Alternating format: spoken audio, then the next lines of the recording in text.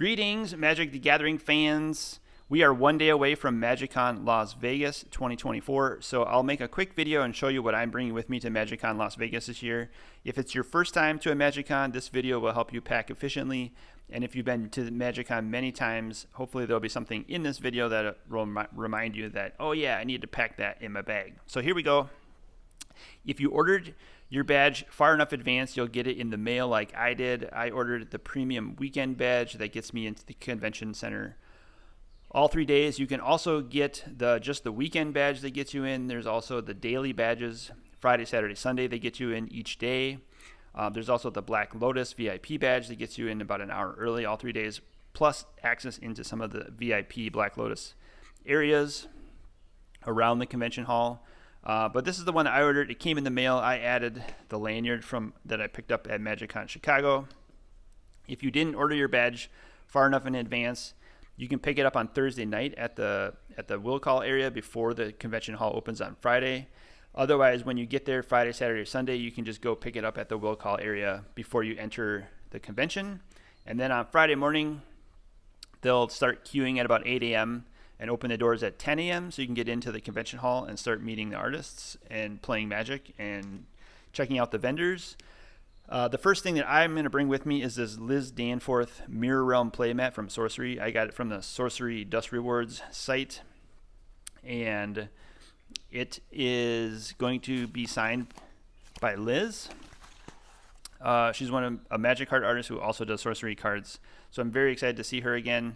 The next thing that I'm bringing is my deck box of cards to get signed by all the artists.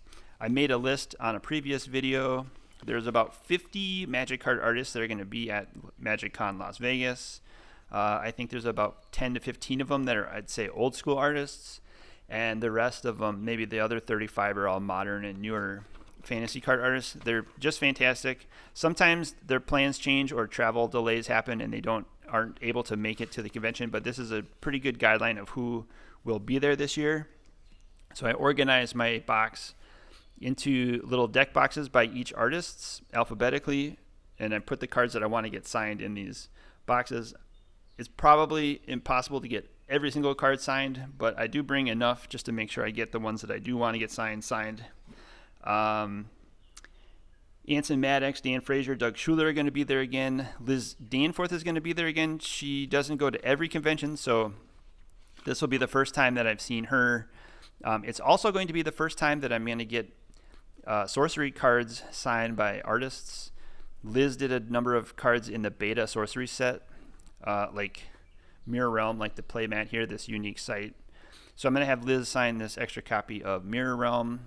She also did some cards in the newest Arthurian Legends set, so I'm going to have Liz sign those, in addition to some of the Magic cards that she did, like Bazaar of Wonders, Merchant Scroll, and Hymn to Turok. I'll have her sign those as well when I see her.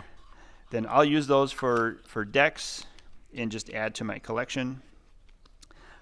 Phil Foglio and Kaya Foglio will be there again. I met them for the first time in MagicCon Chicago, so I'm looking forward to seeing them once more.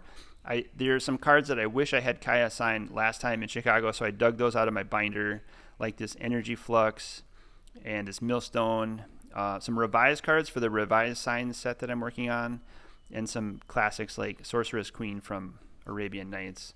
So I'll just have Kaya sign a bunch of these, including Rainbow Veil, Hydroblast, Pyroblast, playset of Swords to Plowshares, Mishra's Factory that both Phil and Kaya drew, so I'll get both of them to sign, like double sign those cards. I like to do that whenever possible and artists team up and both work on cards.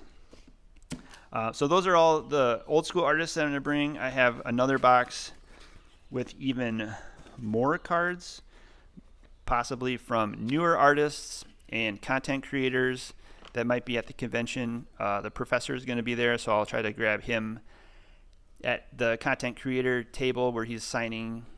I have some of the newer artists like Elena Danner and Brigitte Roca, who did this lightning bolt from Secret Lair. If you watched my MagicCon Chicago videos, you'll see I got some cards signed by her, but I couldn't find this lightning bolt anywhere in the convention hall, so I tracked it down online since the convention, and we'll get her to sign it.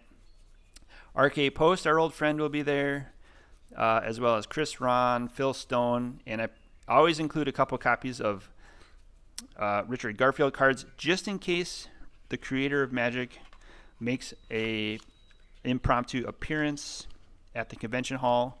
It doesn't always happen, but should you have the cards on you and pens in your pocket, I brought some Sharpies in different colors to get, just in case I run into somebody that's not at a signing area. I'll have them sign cards on the side. I'm going to bring a box of Duskmorn booster packs to open. I saw these, thought they were kind of cool. I opened them on my channel yesterday, but I saved the booster packs to bring with me to Vegas to open at the convention center. So subscribe to the channel if you want to see me open up those this weekend in Las Vegas. I've also got some booster packs of Fallen Empires that I like to have the old school artists sign that worked on that set. So I'll be doing that this weekend.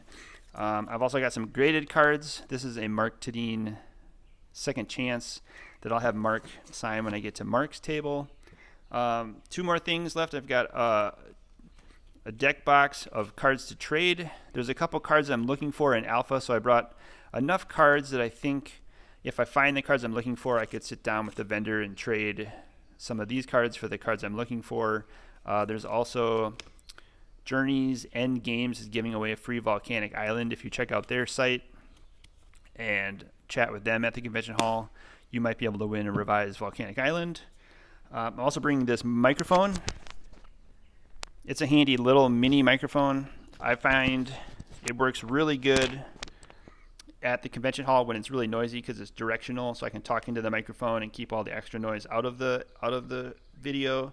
And finally, the last thing I'll bring is some protein, some beef sticks and fruit bars to give me some protein and energy while I'm at the convention. I find that the lines for the food vendors outside are very long, so if you're concentrating on getting cards signed or playing Magic with your friends, you want to have some stuff in your bag or in your pocket that you can just pull out while you're at the table playing Magic or in line getting artists to sign stuff. I find that these will save me at least 30 to 40 minutes waiting in line at Starbucks to get a cup of coffee. I can bring some instant coffee packets in my bag, mix them in with like a hot water bottle, shake it up, and you're ready to go play another round of Magic, and conserve on your sleep. Maybe you don't get as much sleep at the hotel, but I think if you bring the stuff with you to the convention center, you can spend as much time, maximize your experience, and maximize your investment. That's what I like to do. Subscribe to the channel if you are interested in these tips and tricks, and stay tuned for all the content that we create at MagicCon Las Vegas. It's a lot of fun. Looking forward to seeing all my friends there again this weekend. Safe travels, everyone. We'll see you in the next video.